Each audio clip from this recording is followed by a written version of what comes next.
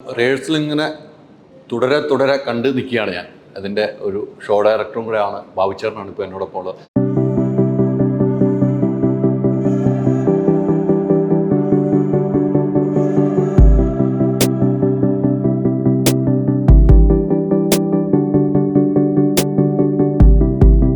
ഗംഭീര റിഹേഴ്സൽ നടക്കുന്നു. ഇനി ദിവസങ്ങളില്ല, മണിക്കൂറുകൾ എന്ന് വേണമെങ്കിൽ നമുക്ക് പറയാം. എന്താണ് ഇപ്പോഴത്തെ ലാസ്റ്റ് അവസ്ഥകൾ പറയുന്നത്? അല്ല, ഒരു നമ്മൾ പറയില്ല, പൂരത്തിൻ്റെ ഒരുക്കം എന്ന് പറഞ്ഞ പോലെ അവസാന ഘട്ടത്തിലേക്ക് എത്തിക്കഴിഞ്ഞു. ഒരു എല്ലാം സെറ്റായിട്ടുണ്ട്. നമ്മൾ തീർച്ചയായിട്ടും ദോഹക്കാരോട് പറഞ്ഞ വാക്ക് പാലിക്കും. നല്ലൊരു ഷോയ്ക്കുള്ള അവസരം ഉണ്ടാക്കുന്നുണ്ട്. അത് വൃത്തിയായിട്ടുള്ളൊരു ഷോ, പ്രത്യേകിച്ച് പ്രൊഡ്യൂസർ അസോസിയേഷൻ ഒരു ഷോ ചെയ്യുമ്പോൾ കുറേ ലിമിറ്റേഷൻസ് ഉണ്ട്. കാരണം നമുക്ക് അവരുടേതായ ഒരു എല്ലാത്തിലൊരു എന്താ പറയുക, നല്ല മനുഷ്യനും ഇത്തിരി അലമ്പും എന്ന് പറയുന്ന പോലെ പ്രൊഡ്യൂസർ അസോസിയേഷൻ ചെയ്യുമ്പോൾ ആ ചിട്ടയോടുകൂടി ചെയ്യാൻ പറ്റുള്ളൂ. ഇപ്പോൾ പ്രൊഡ്യൂസേഴ്സിനെ അംഗീകരിക്കേണ്ടതുണ്ട്, അല്ലെങ്കിൽ ആർട്ടിസ്റ്റുകളെ തന്നെ പറയുമ്പോൾ അതിൻ്റെ ഒരു ക്രമം പാലിക്കേണ്ടതുണ്ട്. മറ്റൊരു ഷോ പോലെ നമുക്ക് എവിടെയും എന്തും ചേർക്കാൻ പറ്റില്ല. കൃത്യമായ ഒരു സ്ക്രിപ്റ്റിലെ നമുക്ക് പ്രൊഡ്യൂസർ അസോസിയേഷൻ ഇതിനു മുമ്പ് അങ്ങനെ ചെയ്തിട്ടുള്ളൂ. ഇപ്പം നമ്മൾ സാധാരണ വ്യക്തിപരമായി ചെയ്യുന്ന ഷോയ്ക്ക് നമുക്ക് എങ്ങനെയെങ്കിലും ഡിസൈൻ ചെയ്യാം. പക്ഷേ പ്രൊഡ്യൂസർ അസോസിയേഷൻ ചെയ്യുമ്പോൾ അതിൻ്റെ കൃത്യതയോടുകൂടിയ തന്നെയാണ് നമ്മൾ ഇത്തവണയും ഷോ ചെയ്യുന്നത്. എല്ലാവരുടെയും പാർട്ടിസിപ്പേഷൻ ഉണ്ടാവും. കുറേ പേരൊക്കെ അവിടെ വരുന്നവരുണ്ട്, ഇവിടെ വന്നും പൂർണ്ണമായിട്ട് പഠിച്ചു പോയവരുണ്ട്. എന്തായാലും നമ്മൾ 6-7 തീയതികളിലൊക്കെ നമ്മൾ അവിടെ വെച്ച് തന്നെ റിഹേഴ്സൽ നടത്തുന്നുണ്ട്. അവിടെ വെച്ച് സ്റ്റേജ് എനിക്ക് തോന്നുന്നത് മലയാളത്തിൽ ഒരുപാട് ആർട്ടിസ്റ്റുകളെല്ലാം ഉണ്ട് അല്ലേ? അതെ. ചില സാങ്കേതിക തടസ്സങ്ങളാൽ വരാൻ പറ്റാത്ത, അതെ, ഷൂട്ടിങ് തടസ്സം എന്ന് പറയാൻ പറ്റില്ല. ആരോഗ്യപരമായ കാരണങ്ങൾ കൊണ്ട് വരാത്തവരാണ് കൂടുതലും. അല്ലാത്തവരൊക്കെ വരുന്നുണ്ട്. ഇത് പിന്നെ ചിലർ വിദേശത്തുണ്ട്. അങ്ങനെ 1-2 പേർക്ക്. എനിക്ക് തോന്നുന്നു ബാബുച്ചേട്ടൻ ഒത്തിരി ഷോ ഡയറക്റ്റ് ചെയ്തിട്ടുണ്ടല്ലേ? അതിനുള്ള ഭാഗ്യം കിട്ടിയിട്ടുണ്ട്. അങ്ങനെയുള്ള ഭാഗ്യം കിട്ടിയിട്ടുണ്ട്. ആ ഒരു എക്സ്പീരിയൻസ് ആണ് വീണ്ടും ഇതിലേക്ക് മാത്രം ഇങ്ങനെ ഒരു ഭയങ്കര അല്ല, ഇതിൻ്റെ ഒരു ത്രില്ല് ഭയങ്കരമാണ്. ഞാനിപ്പോൾ ഏറ്റവും ഒരു പക്ഷേ എനിക്ക് ഒരു സിനിമയിൽ അഭിനയിക്കുന്നേക്കാൾ ത്രില്ല് കിട്ടുന്നത് എന്നെ സംബന്ധിച്ചുള്ള ഷോയാണ്. പിന്നെ അത് എല്ലാവർക്കും പുറത്തുനിന്ന് കാണുമ്പോൾ തോന്നും വളരെ എളുപ്പമാണ്. ഒരു സിനിമ ചെയ്യുന്നതിൻ്റെ 10 ഇരട്ടി സ്ട്രെയിനാണ് ഒരു ഷോ എന്ന് പറയുന്നത്. പ്രത്യേകിച്ച് ഇതൊരു ക്രൈസിസ് മാനേജ്മെൻറ്റും കൂടി ഉണ്ട്. പെട്ടെന്നൊരാൾ വരില്ല, അല്ലെങ്കിൽ ആൾക്ക് റീപ്ലേസ് ചെയ്യുമെന്ന് പറഞ്ഞാൽ പുതിയൊരാളെ കണ്ടെത്താൻ നമ്മുടെ ചിന്തകൾ പോകണം. അത് കറക്റ്റായിരിക്കണം. അയാളെ നമ്മൾക്ക് കൊണ്ടുവരാൻ കഴിവ് വേണം. അതെല്ലാം ഇതിൻ്റെ ഒരു പറയപ്പെടാൻ പാടില്ലാത്ത ചില കാര്യങ്ങളാണ്. പക്ഷേ ഇതെല്ലാം കൂടി കൂടുമ്പോഴാണ് ഷോ. പിന്നെ ഷോൻ്റെ റിസൾട്ട് പെട്ടെന്നാണ്.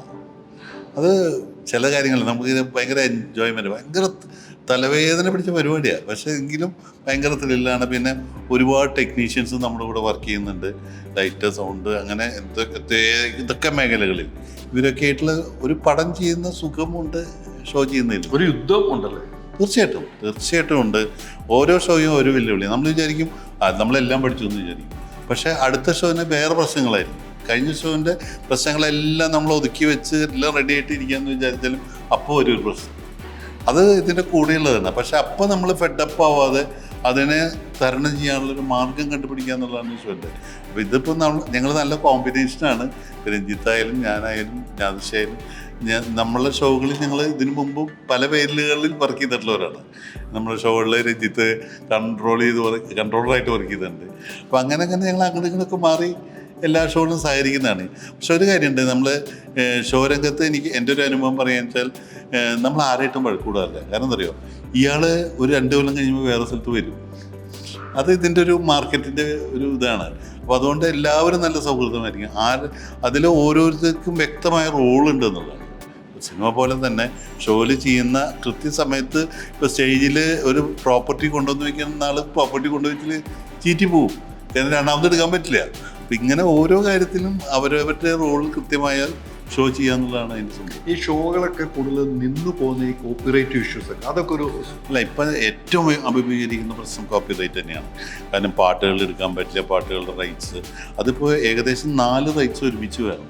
ടെലികാസ്റ്റ്, നമ്മൾ ഷോ ചെയ്യാനുള്ള റൈറ്റ്സ്, ടെലികാസ്റ്റ് ചെയ്യാനുള്ള rights, world rights, digital rights. ഇങ്ങനെ 4 റൈറ്റ്സ് കൂടി ഒരു പാട്ടിന് ഉണ്ടെങ്കിൽ നമുക്ക് ആ കണ്ടൻറ്റ് ഉപയോഗിക്കാൻ പറ്റുള്ളൂ. അപ്പോൾ പ്രത്യേകിച്ച് അതുകൊണ്ടാണ് നമ്മൾ ചാനലുകളെ ഡിപ്പെൻഡ് ചെയ്യുന്നത്.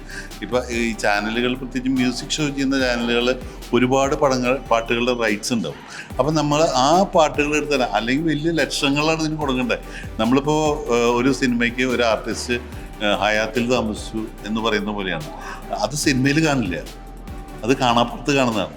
അതേസമയം നമുക്ക് അത്രയും രൂപ നമ്മുടെ കണ്ടന്റിന് ചെലവാക്കാൻ പറ്റി കഴിഞ്ഞാൽ കണ്ടന്റ് നന്നാവും. പക്ഷേ ഈ കോപ്പി റൈറ്റ്സ് ഞാൻ എന്തോ നമുക്ക് അതിനോട് യോജിക്കാൻ പറ്റുന്നില്ല. ഒരു ശരിക്കും പറഞ്ഞൊരു ദുരന്തമായി പോയി. ഷോകൾ നിന്ന് പോകുന്നതിൻ്റെ പ്രധാന കാരണം കോപ്പി റൈറ്റ്സ് തന്നെയാണ്, ഒരു സംശയമില്ല. ഇതിൽ എന്താണെന്ന് വെച്ചാൽ നമുക്ക് അതിൽ ക്ലാരിറ്റി ഇല്ല. ഇവർ ലക്ഷങ്ങളോ എന്നാണ് നമ്മുടെ അടുത്ത് ചോദിക്കുന്നത്, കുറച്ച് കഴിഞ്ഞാൽ 1000 മാറും, ചിലപ്പോൾ 100കളാവും. അപ്പോൾ ഇത് അപ്പുറത്ത് കൊടുക്കുന്നുണ്ടോ, ഇതിൻ്റെ ഒരു വ്യക്തമായൊരു രേഖകൾ നമ്മളെ കാണിക്കുന്നില്ല. അപ്പോൾ ഇതിൽ ഒരു കൃത്യമായ രേഖകളും കാര്യങ്ങളും വരണം, അല്ലെങ്കിൽ ഒരു വെബ്സൈറ്റിലേക്ക് നമ്മളിത് കോൺട്രിബ്യൂട്ട് ചെയ്യുന്നു, അങ്ങനെയൊക്കെ വരേണ്ട ഒരു കാലം കഴിഞ്ഞു. അല്ലാണ്ട് ആരോ ഒരാൾ വന്നിട്ട് കോപ്പി റൈറ്റ്സ് എടുക്കുന്നു എന്ന് പറയുന്ന സംവിധാനത്തിനോട് മാറണം. PPR ലൈസൻസ് ഒക്കെ ഇത് അങ്ങനെയുള്ള ക്ലാരിറ്റി ഇല്ലാത്ത ഒരുപാട് കാര്യങ്ങൾ ഈ ഷോൻ്റെ പിന്നിൽ നടക്കുന്നുണ്ട്. അത് ഒരു ചൂഷണം തന്നെയാണ് ഒരു തരത്തിൽ പറഞ്ഞത്. ആ ചൂഷണങ്ങൾ മാറി വ്യക്തത വരേണ്ടത് അത്യാവശ്യമായിരിക്കും. അപ്പോൾ അതാണ് ശരിക്കും പറഞ്ഞാൽ ഷോനിപ്പോൾ ഷോ ഉണ്ടാക്കാനല്ല ബുദ്ധിമുട്ട്, ഏതൊക്കെ പാട്ടിന് റൈറ്റ്സ് ഉണ്ട് അത് വെച്ച് ചെയ്യാൻ പറ്റുമോ, ഇത് അന്വേഷണമാണ് ഒരു ഷോൻ്റെ പകുതി സമയം പോകുന്നത്. എന്നെയൊക്കെ സംബന്ധിച്ചുള്ള ഒരു ഷോ എന്ന് പറഞ്ഞാൽ 2-3 മാസം ഈ കോപ്പി റൈറ്റ്സ് പല നടക്കലാണ്. മറ്റേ ഇവർക്കുണ്ടോ, ആ കമ്പനിക്കുണ്ടോ, ഈ കമ്പനിക്കുണ്ടോ, തമിഴിലെ പാട്ടിനുണ്ടോ, അത് നമ്മൾ അന്വേഷിച്ച് പോകുമ്പോൾ ചിലപ്പോൾ ഇനി റൈറ്റ്സ് എടുക്കാമെന്ന് വെച്ചാൽ അന്വേഷിച്ച് പോകുമ്പോൾ അങ്ങനെ ഇല്ലായിരിക്കില്ല. അങ്ങനെ പറയും ഞാൻ 2013 വേറെ ആൾക്ക് കൊടുത്തു, അയാളെ അന്വേഷിച്ച് പോകുമ്പോൾ അയാൾ പറയും ഞാൻ ഇന്നാൾ, ഇങ്ങനെ നമ്മൾ തെണ്ടിപ്പോകും.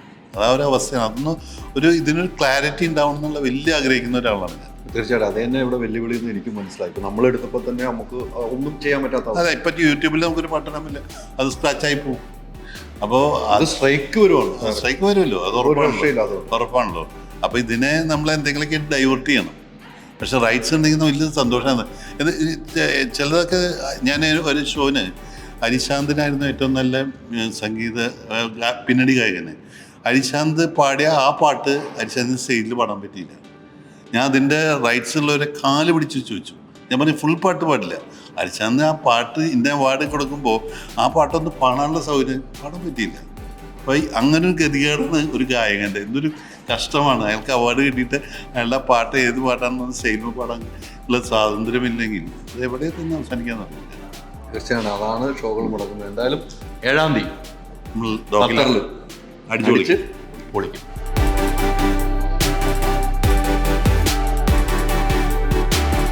ഓക്സിജനിൽ വമ്പിച്ച വിലക്കുറവുമായി കേരളം കൂളാകും AC discount sale. Oxygen, the cooling expert.